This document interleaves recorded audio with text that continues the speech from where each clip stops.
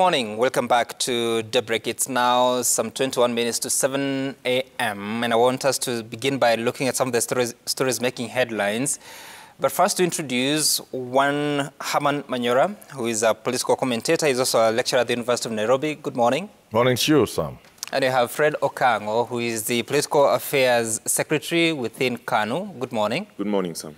And shortly we'll be joined by the Speaker of Nyeri County, that is John Kagusha. And also joining us will be Kipruto Arap Kirwa, who is the Vice Chairperson of UDA. But as we do that, remember the story I told you about of a situation with the petrol stations. Many Kenyans have gone there and they have found either running low on fuel. Some have been charged more than is necessary. Some having to just be allowed to buy a fraction of what their demand is. And you see it's the main story on the front page of the Standard. Motorists suffer as fuel crisis hits more regions. Petrol stations ration fuel amid agony is sparked by a shortage that marketers have blamed on delayed payments from government, even as regulator says normal supply will be restored by Wednesday. And 200 shillings is what some stations were charging for a litre of petrol. The story is continuing on page 4 of the Standard, that you see an interesting comment that Andrew Kamau, the Principal Secretary, on Sunday said that inadequate stocks at petrol stations is due to panic buying as motorists react to news of shortages. This is a run on the stations. Supply is not the issue. It's panic buying. It will go back to normal by Wednesday. And to introduce Speaker John Kagusha, good morning. Good morning. Right, and let me begin with you, Fred. I don't know if you've had the experience at the pump with this shortage, and this explanation that PS Kamau is saying that the shortage is because of panic buying. I don't know what your reflection is and how true this is. I don't know what the PS means, but ordinary Kenyans like some of us would expect that the fuel supply is constant because the ripple effect is major. You can imagine today where some people are buying fuel at the cost of 240 per litre. It is strange. And personally, I experienced this over the weekend when you go to the pump and you are told you cannot fuel for more than 2,000 shillings. And basically, that means your journey, you must really measure where you are going. Assuming you are traveling to Mombasa, Nakuru, then you really have to be worried. Number 3, Sam, it is important that we understand the ripple effect of this is that the transportation is just about, the public transportation is just about to come to a halt if this continues. The cost of goods is just about to go high if this continues. Some jobs are just about to be cut if this continues because fuel component is a factor of production. And therefore, what we want to ask the government is to ensure that they normalize fuel supply by paying the suppliers so that we are back to normal. Okay. We don't want to see a situation where people are walking with jerrycans looking for fuel. The risk is massive. If somebody, by mistake, just lights a cigar and those jerrycans with fuel catches fire, then you can burn the entire environment. That's another risk that we're staring at. But the most important thing is it's a factor of production. Kenyans are suffering. At the time when the pandemic has really beaten them badly, we must go back to normal in the shortest time possible. And we want to ask the PS, please ensure that you keep to your word by Wednesday, this week later, so that Kenyans can enjoy their services. And of course, we've had different statements. The Kenya Pipeline Corporation saying, or is it company, saying that there's sufficient supply, there's sufficient stock in the country. The Energy and Petroleum Regulatory Authority saying as much, but also indicating that there has been delays in payment of what they call the stabilization fund to the different oil marketing companies. The oil marketing companies, according to the Standard here, are saying that they are owed 32 billion shillings, but the government, through the Ministry of Mining and Petroleum, are saying that it's only 13 billion shillings. But also there's a quote from EPRA saying that the recent escalation in international prices has resulted in huge differences between the actual calculated and the stabilized pump prices. And Herman, when you listen to this, even as you reflect on your personal experience, if you have, then where do Kenyans run? Because the different government agencies are saying what they know from their end. And clearly it appears it's a tussle between the oil marketing companies versus the government. But the government still, for nearly a week, has not acted. There are times in this country when one feels like really we are on our own. I think government is on autopilot. Something like this. You know, even in an election year in which the president has an interest, and this kind of things that happen, you wonder, where are the people around the president? Surely. These things look small, but they can bring down the government. You know that, eh? You see, what you need to bring down a government really is normally things like just riots. When things are not in control and it's free for all, and people are, you know, like this morning, if people can't get to work and people are walking and matatus are overcharging perhaps, you get a feeling that there seems to be nobody in control. When you read the story, if there is enough mafuta, okay, and guys are saying, okay, others are trying to play smart so they can make a bigger kill. They're also saying they were promised some rebates by government. They have not been. I wonder how this government can still be talking of refunds after the golden bug. You know, we got messed because of those refunds. You tell Kenyans that do this, we shall refund you VAT refunds, and now these rebates. You don't work like that in a country like this. Government can only plug, and I hope they are listening some of these things. Why can't the government just pluck off one of the levies on petrol? You don't need to tell fuel distributors, oh, don't get your profit here, we shall refund you instead. But no, that's like, now they are saying 13, government is saying 13, and the guys are saying 32. That tells you the story already. So government and Kenyans are obviously aware that for every liter of petrol you buy, more than half of the cost goes to government in taxes and levies and all manner of fees. Why can't the government just remove one of those? Even if it's for a temporal period, okay, for a short period. It's very bad. I went to fuel. I asked this fellow, okay, give me full tank, and I was happy there was mafuta. But when I saw when I looked there, I was behaving like a boss. It was out of the way. Then I was a bit perplexed, only to find that they had filled with V-Power, which is for big people, like speaker here. A man like me. So look, I paid an extra 1,800. Right. Because it was V-Power. Look at that. So I think we must get out of this. The short and long of what I'm saying, Sam, is this. People in the government must wake up. I would imagine your guys performing very well now. No, I'm not even noticing anything. Those are lies. This is nothing. You do Kora too. Because you can see even like Total, they have mixed it and they are selling at a normal price. It is really nothing much, but okay. I hope they don't. All right. Of course. The short and long of this is, on a very serious note, people should not be made to feel like there's no government. That's a dangerous situation to be in. Okay, all right. And of course, that is your personal experience at the fuel pump, and we'll treat it as such. I'm just looking at the figures. The latest declaration or announcement of figures, the prices as per the EPRA, that is Energy Petroleum Regulatory Authority. The landed cost of petrol, a litre of petrol, was 78 shillings. That is 78.14. And then all other costs, including taxes, come to about 59 shillings 71 cents. And that gives a total of 134 shillings per litre of petrol. Of course, some of the levies that Herman Manyora is talking about is excess duty of 21 shillings, close to 22 shillings, road maintenance levy of 18 shillings, petroleum development levy of 5 shillings, petroleum regulatory levy of 25 cents, railway development levy of 1 shilling 49 cents, then import declaration fee of 2.6 shillings, VAT of 9.98 shillings. And Speaker, good morning. And as you reflect on this, what then do we do? Because we appear to be caught in such a tough situation? Because on one hand, you're being told the oil marketing companies are demanding for their payment. On the other hand, you're being told that because of the war between Russia and Ukraine, the cost of commodities has gone up, including petroleum. So it's even likely that in the next announcement on 14th of April, the price of petroleum products might actually go higher.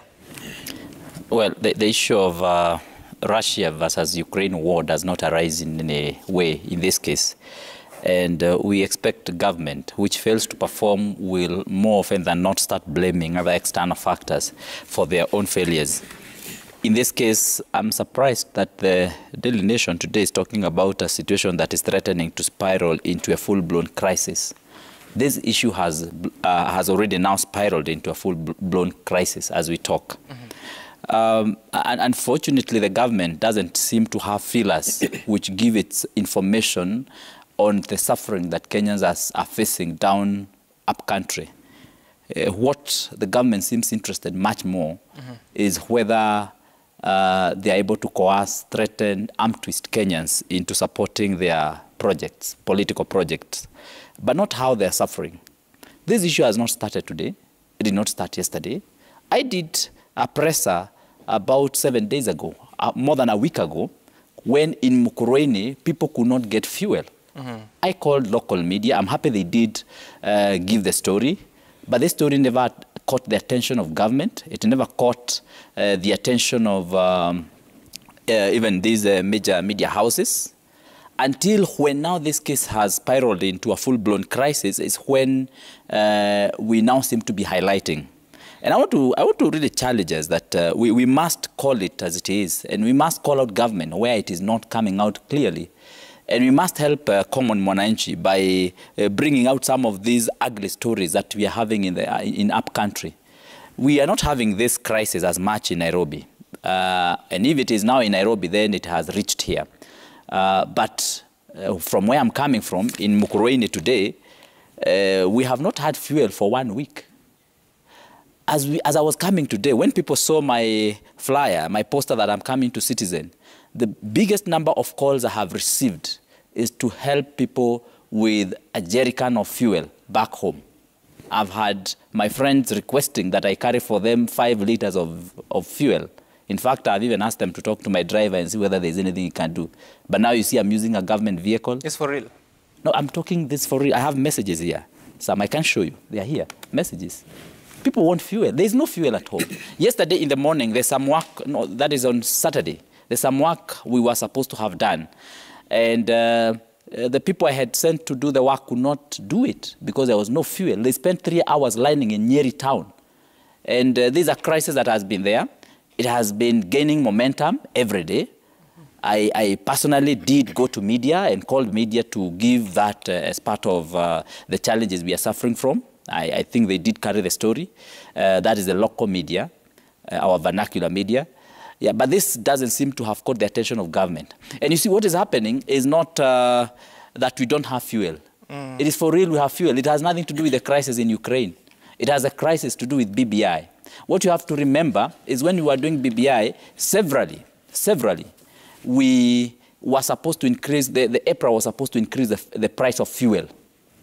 And because there was such a huge outcry, and there was a very hot political potato on the table, government requested oil marketers not to raise the fuel cost and instead have Kenyans buy the fuel at the same cost that they were buying at, the same price they were buying at, and then that difference, government would give it as a subsidy to them. Government would kind of refund them that money. Now that I think has happened about twice now.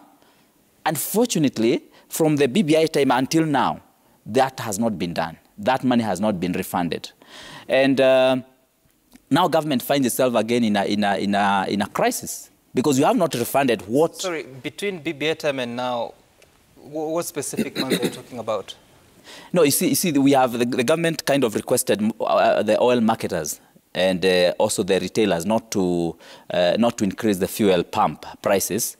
And then sometimes it was going to up to almost 5 shillings per liter. And that way, the government saved its face that time. But I would go with what Professor Manyora says here. Maybe what government ought to have done at that particular time was to remove one of the levies, a component in the levying of the fuel, instead of getting the oil marketers to subsidize government. Wouldn't that then have a spiral effect, because there's certain budgets that are financed through those levies? So you withdraw it, what does that do to the revenues? You see, it's true, it would lower the revenue. But now what government did is that it borrowed, it did a soft borrowing. We are talking of the 12 trillion borrowing that has happened in the last several years. But we were not even capturing this kind of borrowing that government does in, a little bit more tactfully. What happened is that government borrowed from the oil marketers so that it doesn't have its budget going down. But who financed government at that particular time? Is the oil marketers. Now government has reneged on its promise to pay them. Have not paid them. Now the oil marketers have the fuel with them in the tanks, as you can get from all the bodies that are in charge of petroleum in this country. The fuel marketers have these petroleum products, but they can't release it to the market until government is able to pay them. And when again you go to behind the back to find out who are also these petroleum dealers, again you find some of them have very serious connections also in government again. So it's just the same person from this hand to this other hand trying to play games on us. Yeah, but I can tell you... I don't know what you mean with that. You have the details? I mean, we can get the details. We can get the details. and the issue is that we are in trouble as a country. And I totally agree with Professor Manyora this morning. I don't think I can agree with you anymore. I mean, we have a challenge. And government seems to be on autopilot. And we have pleaded with our Excellency the President. Right. Instead of taking a political stand at this particular time, which is so tough, why can't the President just step down, 2 steps down, and help us as a country? You see, this photo, as you can see them here, they are going to hit the international media sooner than later. I think by tomorrow you will have these pictures now all over in the international media. This is a serious crisis. I mean, now we are going like one of the Western countries that produces fuel, but we have long queues in their pumps stations every morning, every day. And this, we have never seen this in Kenya, for a long time. You mean Western or West African? I mean West Africa, that is. Okay. In West Africa. And so I would wish if the President was to help us, and really we are pleading with the President. He's our President at the end of the day. We are pleading with him. The President, please drop your political projects at this time and defend your legacy. Come down to you lose me because when Herman Manyora drives to a petrol station and is charged that much, I'm wondering what is the connection between that and the president's political choices? It's clear that the president doesn't just have a choice here. The president has engaged in active, serious, time-consuming political venture, which we feel has taken a lot of his time, is taking government resources, is taking focus from what Kenyans are suffering from, is taking focus from what Kenyans are interested in. I can tell you today, no Kenyan is so focused on how they're even going to vote in August. Most of the Kenyans, as we are talking, are suffering from how they're going to now get to work. All right. What they're thinking about is how they're going to have food on their table. I hear you. What the president to do is to kindly focus on these very important issues in this country. I hear you. I get it. I hear you, Speaker. And I want to exit from this because we have some breaking news. Political contest to the duel, to the people who are in the politics at this particular moment, Raila Odinga and Ruto. Let them be. And the president should help us focus on what all right, really Speaker, matters. I hear you. Yes, Herman, quickly, yes. You see, this is cheapening the whole thing. When you say we are in problems because Uhuru is supporting Raila, Uhuru is focused, that's not the case. Young people like this one who are leaders must know where the problem is.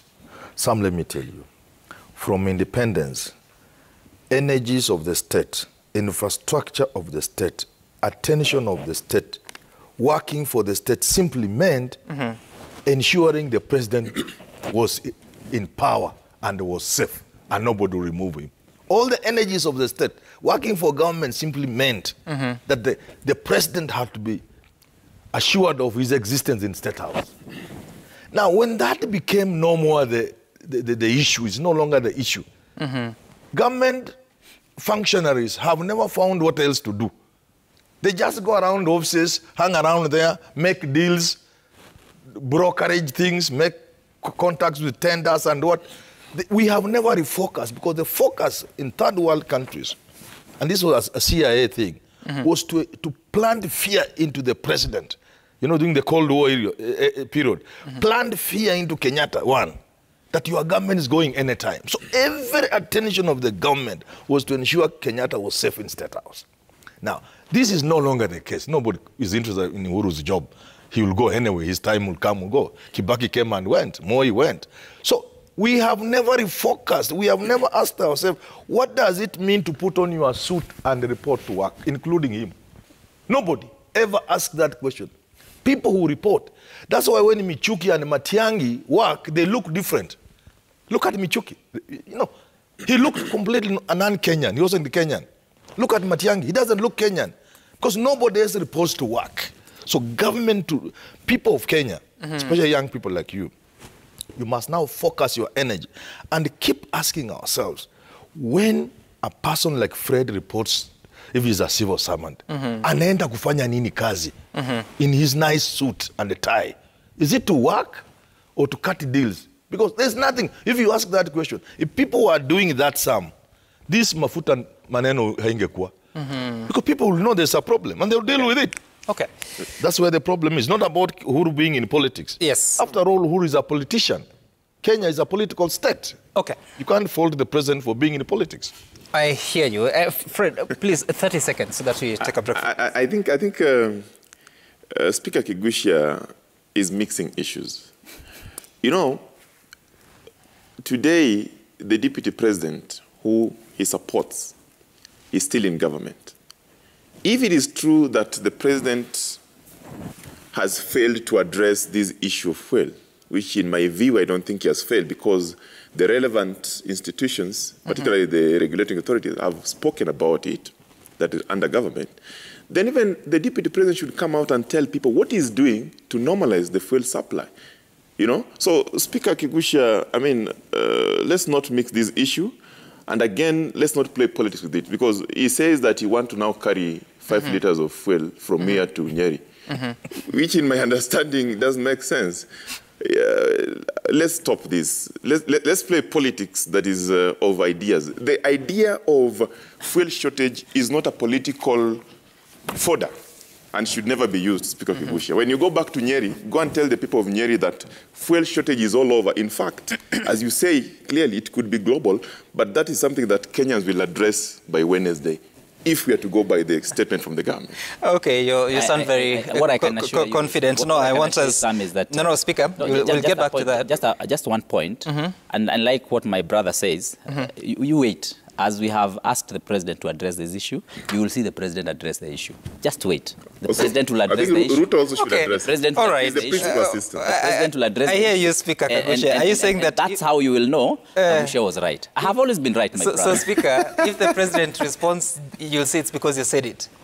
I mean, not necessarily because I said it, but from my crystal ball, the president must address this issue, because it's a political issue, it's an economic issue, it affects our country, socio-economic fiber, and even all the aspects of our country, whether political, socially, economically, financially, in every way, we are affected as a country. Okay, all right, and I want us to take a short break.